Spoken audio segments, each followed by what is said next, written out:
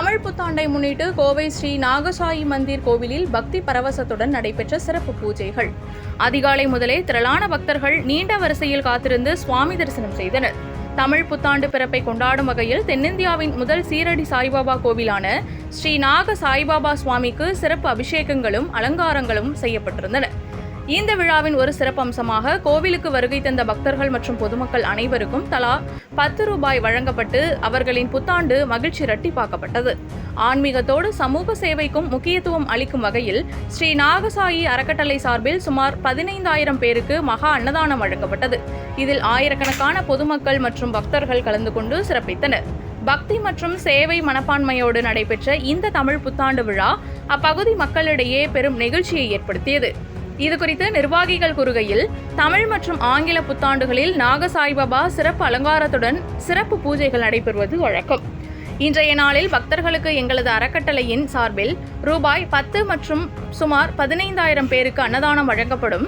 மேலும் எங்களது அறக்கட்டளையின் சார்பாக இந்த கோவில் பராமரிப்பு பணிகள் மட்டுமல்லாமல் ஏழை குழந்தைகளுக்கு கல்வி மற்றும் மருத்துவ சிகிச்சைக்கு நிதி உதவி வழங்கி வருகின்றோம் என்றும் தெரிவித்தனர். மேலும் இங்கே தரிசனம் செய்யும் பக்தர்கள் அனைவருக்கும் வேண்டியதை சாய்பாபா செய்து கொடுக்கிறார் என்று பக்தர்கள் கூறுவது மிகவும் மகிழ்ச்சியாக உள்ளது என்று தெரிவித்தனர். விழாவிற்கான அனைத்து ஏற்பாடுகளையும் ஸ்ரீ நாகசாயி அறக்கட்டளை சார்பில் அறங்காவலர் குழு தலைவர் எஸ். பாலசுப்ரமணியன், துணைத் தலைவர் டாக்டர் என். சர்வோத்தமன், செயலாளர் எஸ். பாலசுப்ரமணியன், பொருளாளர் ஜி. சுகுமார், பொருளாளர் அறங்காவலர்கள் ஜி. தியாகராஜன், சந்திரசேகர், கே.வி. அமர்நாத் ஆகியோர் செய்திருந்தனர். இதில் ஏராளமான பக்தர்கள் மற்றும் பொதுமக்கள் சுவாமி தரிசனம் செய்து ஸ்ரீ நாகசாயி பாபாவின் அருள் பெற்றனர். அனைவருக்கும் இனிய புத்தாண்டு நல்வாழ்த்துக்கள். நாகசாயி ட்ரஸ்டின் சார்பிலே காலையிலிருந்து சீரும் சிறப்போடு பூஜைகள் நடைபெற்று கொண்டு வருகின்றது.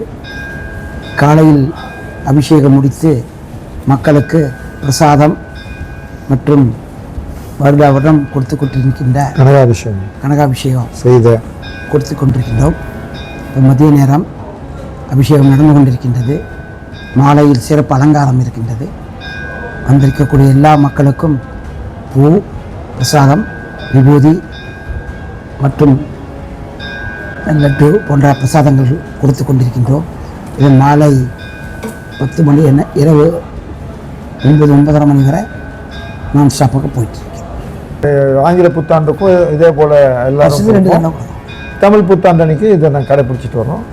இதில் பக்தர்கள் அவர்களுடைய வேண்டுதலுக்காக வைத்து அவர்கள் ஒவ்வொரு வருடமும் வாங்கும் பழக்கம் வைத்திருக்கிறவர்கள் தவறாமல் வாங்கி கொடுக்கிறார்கள். அக்கம் பக்கம் உள்ள ஈரோடு மக்கள், ஊட்டி மக்கள் எல்லோரும் சிறப்பாக இங்கே இருந்து காலையிலிருந்து பிரசாதத்தை சாப்பிட்டு பூஜைகளை முடித்துக்கொண்டு பாபாவுக்கு கனகாபிஷேகம் செய்த 10 ரூபாய் நோட்டுகளையும் பெற்று சந்தோஷமாக செல்கிறார்கள்.